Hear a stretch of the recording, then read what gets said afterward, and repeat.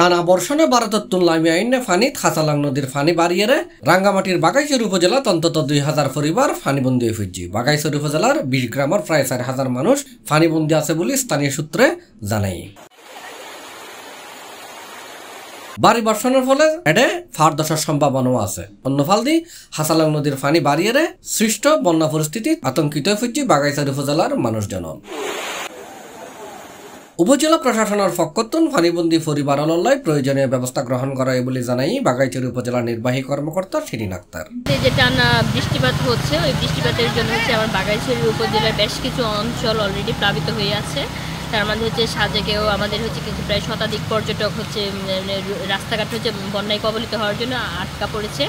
তো তাদেরকে আমরা এই মুহূর্তে আসলে কিছু করতে পারছি না। তাদের জন্য আমরা তাদেরকে সাজেকে অবস্থান করতে বলেছি এবং তাদের জন্য নিরাপদ আবাস প্লাস খাদ্য সামগ্রীর যেন কোনো সংকট না হয় সেটা আমাদের উপজেলা প্রশাসন থেকে ব্যবস্থা নেওয়া হচ্ছে।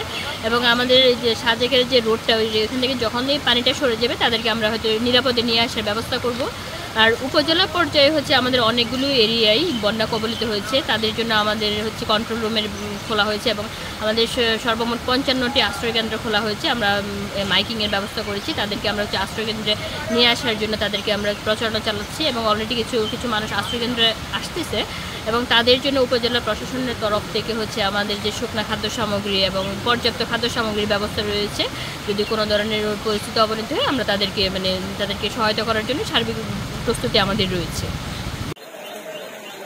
এছাড়াও উজানত্তুল লামি আইনে বানার ফানি উড়িয়ে বাগাইহাট রাস্তা ডুবি সাজেকল্লয় যোগাযোগ বন্ধ হয়ে গিয়ে, যার কারণে এই মুহূর্তে সাজেকত আটকা পড়ছে কয়েকশ পর্যটকল। ফানি নসরান পর্যন্ত এসব পর্যটকল সাজেকতুন বাইরে না পারবে বলে জানা গিয়ে।